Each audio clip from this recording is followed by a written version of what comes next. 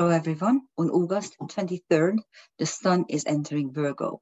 Now, in itself, this is not a big event as it happens every year. The reason why I'm still looking at the chart and I'm going to show you some interesting portions of it is because August 23rd is a very, very difficult day for my staff. It is one of the biggest tragedies I lived through in my life. So I'm commiserating. But at the same time, the sun is exactly conjunct Regulus, the heart of the celestial lion. So it's a very strong day. It's not as strong, of course, and not as important as, let's say, an Aries ingress or a Libra ingress, of course, but it's still a very prominent day. And the second reason why I decided to create a video on it is because I can teach you what dissociate and anaretic mean. These two words are often used in karmic astrology.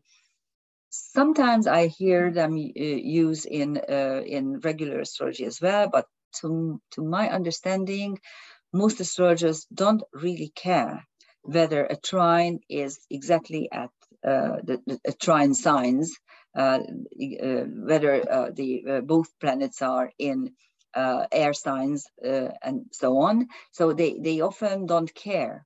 And the only notable exception is Karen Hamaker Zontag.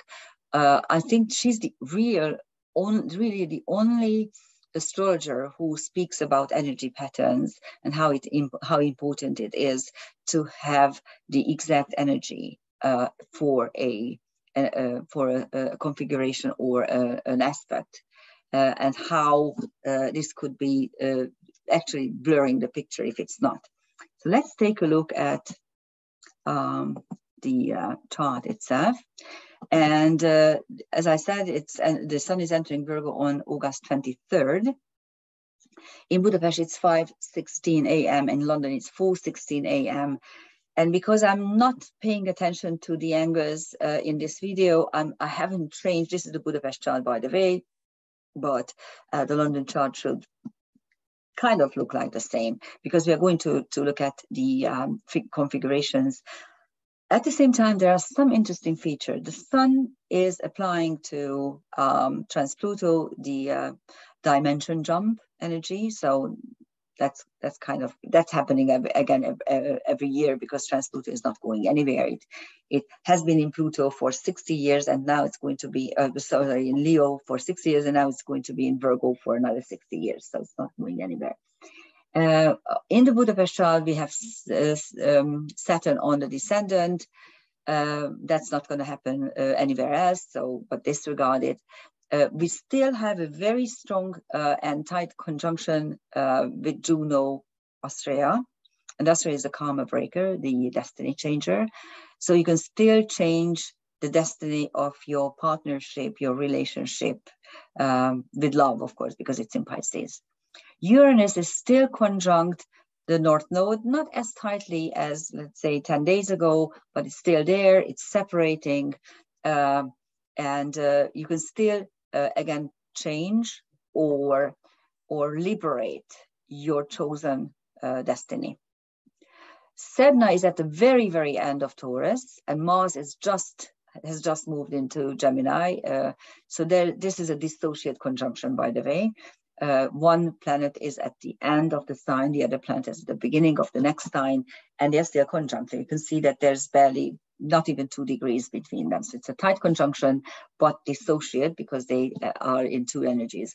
When this happens, the image, when I'm teaching, the image I usually use is very simple. Let's say it's a very hot day, you go to a swimming pool and you are submerged in water, your head is outside, up above the water, and you're talking to someone who is sitting at the side of the pool. So you are in two different elements, but you are together. So that's exactly what a dissociate conjunction means.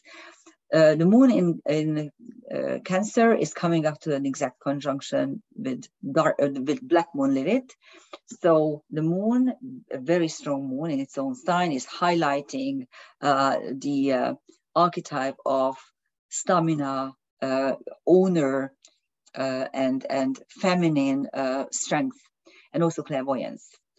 And this structure is quite relevant because if you see Venus in Leo is exactly conjunct Ceres. So the nurturing principle, the mother archetype, is conjunct the lover archetype. These are sometimes, not always, but usually mutually exclusive archetypes, because you are either a mother and you are mothering someone, even your spouse, or you are a lover, but then mothering is not really your cup of tea. But here they are conjunct, so they can work together. But what makes this interesting, that they are at the exact midpoint of the asteroid Lilith and the dark moon Lilith. The asteroid Lilith describes revolt against injustice, while dark moon Lilith is the acceptance of a curse. And I don't care what I do, I still go ahead and do it. And I don't care if you are cursing me at all. I don't care. So it's actually, the Liliths are very prominent in this, this chart, as you can see. Okay.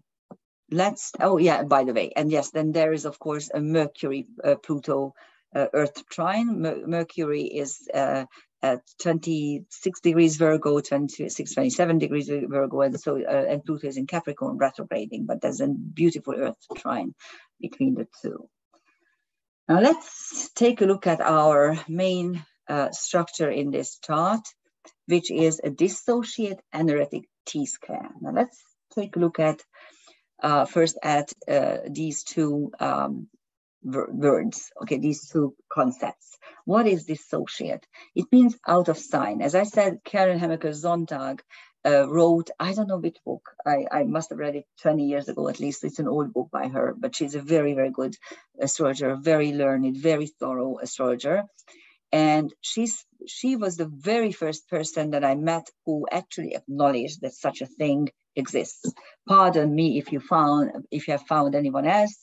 If you are a practicing astrologer and you do take signs into consideration, hooray, and God bless you for that, because actually a dissociate aspects don't work the same way as sign aspects. And it simply means that I'm going to show you how it works, okay? If you take a look at Sedna is at, yes, here it is, at 29 degrees 54 Taurus. And of course, it's exactly conjunct with Mars already in Gemini, 1 degree 37. If you take a look, this is barely, not even 2 degrees, 1.5 degrees, or even less. So it's a very tight conjunction, but it is out of sign. This was the example I showed you previously. And Vesta is at Aquarius, 29 degrees 34, whereas the sun is already at 0 degrees Virgo. So here you have an opposition. You have a wider opposition with trans-Pluto. I just simply left this here because the sun will be conjunct trans-Pluto in 3 days. So it's an applying conjunction, and I figured it's nice to know that at this time of the year, you can actually practice dimension jump. But anyhow, the Sedna-Vesta opposition is a dissociate opposition because Virgo and Aquarius are signs 150 degrees apart. So this is an opposition that works as a quincunx, or it has the flavor of a quincunx. Okay, the Vesta-Sedna square is a fixed square, not dissociate. It is a true fixed square because Sedna is at the end of Taurus and Vesta is at the end of Aquarius. Vesta is also retrograde. But Mars-Vesta, the Mars-Vesta square, is dissociate and actually is linked by 2 air signs. You see, so this is a square that has a trine flavor. On the other side of the T-square, you see there's a Sedna Sun square, which is actually has a trine flavor because Sedna is in Taurus and the Sun is in Virgo, whereas the Mars Sun square is a mutable square. It's an exact mutable square, not dissociate. So this is how it works. The second theme you need to understand is anaretic. An anaretic simply means that a planet or celestial object is at the very end of a sign in any natal chart, and it indicates in karmic astrology that the person wasn't able in a previous lifetime, of course, wasn't able to surpass or to make it work, that particular archetype that the anaretic planet represents. So it means simply that you need to be pushed. It's not working properly. It's either shy or it's shunning either competition or tasks or challenges. It's not really working properly. It's stalled in its energy pattern. That's what anaretic means. And as you could see, this is a dissociate, but also an anaretic T-square. Okay. Actually, when you see an anaretic planet, very often you will end up with a number of dissociate aspects and configurations. I'm always interested whether this could be amplified or enlarged by something else. As you see, a T-square occupies half of the chart only, and it has an apex. And in this case, it's the Saturn-Mars conjunction, dissociate anaretic conjunction, that is the apex. That's where the energy is the tightest or the most pressing. And sure enough, I found Pandora at 1 degree 23 Sagittarius, and with it, the whole thing becomes a grand cross, an anaretic dissociate grand cross, still a grand cross. And grand crosses occupy the full scope of the chart, and they don't have an apex. Actually, they have 4 corners where you can actually work in whichever corner you choose, of course, where you find the sun or the moon and or any of the personal planets. Those are the best corners to work. And you might remember that we spoke about Pandora a couple of weeks ago, months ago actually, when we looked at the Ukrainian war chart. Pandora was very prominent in that chart. And also whenever there is a change in the scope of it, and I must say what America is doing is really completely dishonest. Please don't believe in mainstream media. They are lying. Zelensky is not a nice guy. He's a horrible person, okay? The Ukrainians treated any other nationality in their country horribly. They killed them, mutilated. In the Ukraine, there are 150,000 Hungarians who were treated like slaves or like third-rate citizens, okay? So this war is not what the mainstream media wants you to believe. It's not what it is. It's kind of a third world war, a proxy war between Russia and the United States. And again, Europe is getting the shit of it, excuse my language. So it's really terrible. Well, Pandora, of course, as an archetype, is you might remember the myths. She was the first woman who was created by Hephaestus, the smith of the gods. And she's very beautiful, of course, and the goddesses give her clothes and all sorts of ornaments, and she's sent off to Epimetheus with a little box. It's actually not a box; it's an urn, according to the old story. I don't know when it became box, but it's an urn, and the urn contains all the miseries of mankind, plus hope, with Zeus put in there, because actually when you get your hopes up and then they are crushed, it's even more suffering. So there's a reason why hope is also in there, and why hope remained in the box after Pandora accidentally opened it. Not accidentally, she opened it out of curiosity. So Pandora is turning this structure into a grand cross. And Pandora always symbolizes life events or historic events where you should not bother stuff. You should leave things alone, because if you are meddling, or if you are not taking the whole thing with the whole situation seriously, a complete disaster can become as a result, or the end result of it. So Pandora is here, and again, you can look at the dissociate and regular aspects. Here, Pandora is at, again, at Sagittarius 1 degree 23, exactly opposite Mars. You can be sure that something will come to light, something nasty will come to light.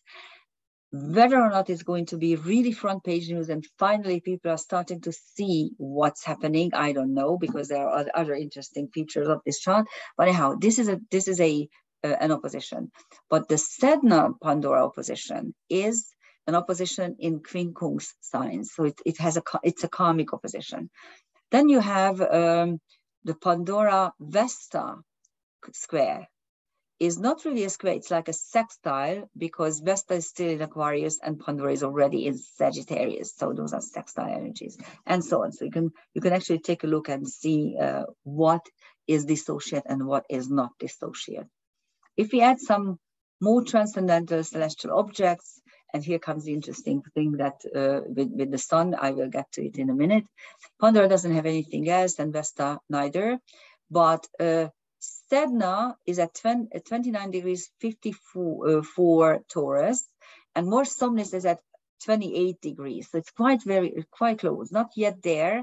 More Somnus is a very slow-moving TNO, so it will take ages for it to actually move into Gemini, but still, they are there, so that's why I put it there. And on Sedna, you have 3 of the Pleiadian stars of the Pleiades: Taygeta, Merope, and Alcyon. Alcyon is the main star, of the brightest star of this mini constellation. And on Mars, you have Urania, of course, the muse of astronomy and astrology. Mirfak, which is Alpha Perseus, and it's a very strong masculine hero type energy. And Atlas, which is again one of the Pleiades, one of the stars of the Pleiades. And I put here Transpluto as well. With Transpluto, you have Leto, Parsifal, and Neith. Leto is the goddess who created Apollo and Artemis. So she is an ancient mother energy. Parsifal, of course, is the knight in shining armor, and Neith is the proto-creator goddess of the Egyptians, of Egyptian mythology. She was the one who created everything from chaos, and then later on there were certain temples that worship certain gods and goddesses. It's important to understand that most ancient mythologies consider creation feminine, and there's always a goddess who created something out of nothing. First of all, it herself, and then she creates the rest of the world. But it's always not from nothingness to something. There's always a feminine energy. So what I say is there is the world creator goddess, and there are age creators. Okay, those can be gods and goddesses alike. So that's what you have on Transpluto. And here comes the interesting part, because on the sun, you do have Regulus, the alpha star of Leo, and this is one of the brightest stars, and it is linked to become a king, a true king of importance. And you also have Calliope. Who was Calliope? One of the muses. She was the muse. Here's the painting of her. In a minute. Here's the muse of eloquence and epic poetry. She's a very benevolent energy, of course, but still the fact that Pandora squares the sun, and this Pandora is the one of the corners of the Grand Cross, and the sun is exactly conjunct at its ingress to Virgo with Calliope, suggests to me that no matter what happens, something will come up, and then comes the smoke screen eloquently explaining that what we see or what we experience is not what we think it is. We will see. We will certainly pay attention to the news. And here, I always try to find these solutions to difficult planetary pictures. Sure enough, the moment I started to look at Sereno.com, where you find all the relevant TNOs and SDOs and some of the asteroids as well. Chaos is, I remember that Chaos recently moved into Cancer. It's currently at Cancer 0 degrees 42. So it effectively dissolves the structure by sextiling the sun and creating, an anaretic trine with Vesta. And this is a trine, which should be a water trine, of course, but it's not, because Vesta is still in Aquarius. So this is a trine with a quincunx energy. So it's filled with karmic issues. And also there's, besides Chaos, there's Hecate, the dark moon goddess, the knower of secrets and crossroads. And she has the three hounds that are helping her guard the crossroads. So it will be interesting to see what crops up. So that's one of the dissolutions. Then I started to look even further, and sure enough, this child at Leo 1 degree 24. And with this, we have again a couple of things that are dissociate and also non-dissociate. The child is making a quincunx to Vesta, but this quincunx is actually like an opposition.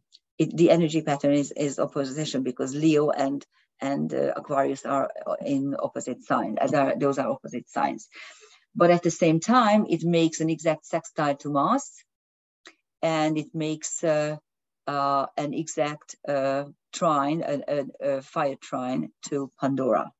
So children will be also prominent, hopefully in a positive way. Then I started looking even further, and sure enough, again, in Virgo Libra, at end of Virgo, beginning of Libra, I found some other stuff. It's important to understand the supergalactic center, which is not a fixed star, but it's like a fixed star. At the moment, it is in Libra 1 degrees 24. It's not going anywhere. In 72 years, it's going to be 2 degrees 14. So it's just the same, okay? It's one of the key celestial areas in cosmic astrology, and it carries the dilemma of nothing is ever enough. But only the conjunctions are relevant. We don't actually look for or try to find any other aspects with it. So this is not trining anything, despite the fact that yes, Psyche is trining Mars and Raifonos is trining more Somnus Sedna. Because the supergalactic center is not in the solar system, not even in the Milky Way. Okay, it is M87, our supercluster, out of which so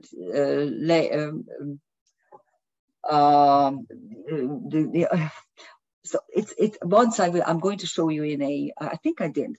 If you look at Alicanto, maybe.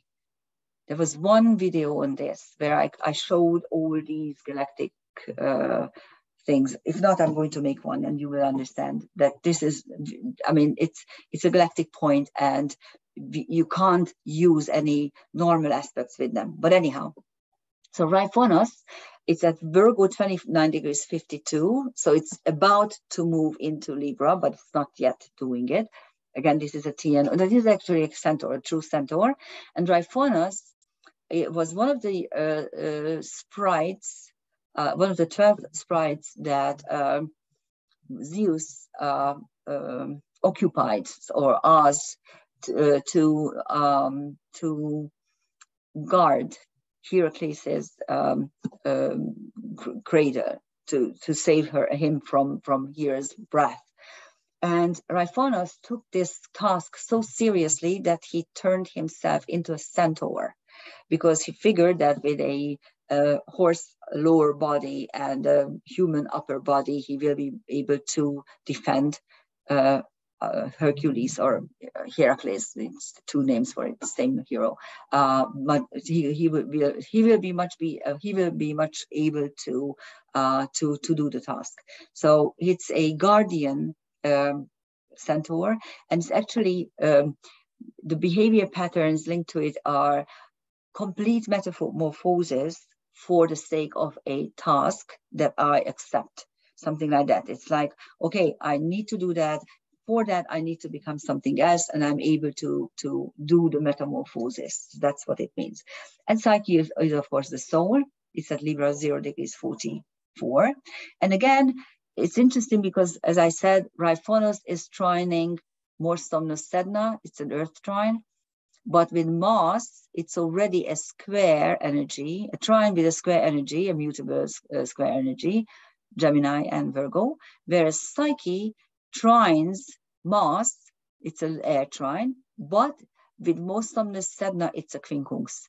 So this is how these dissociate aspects work.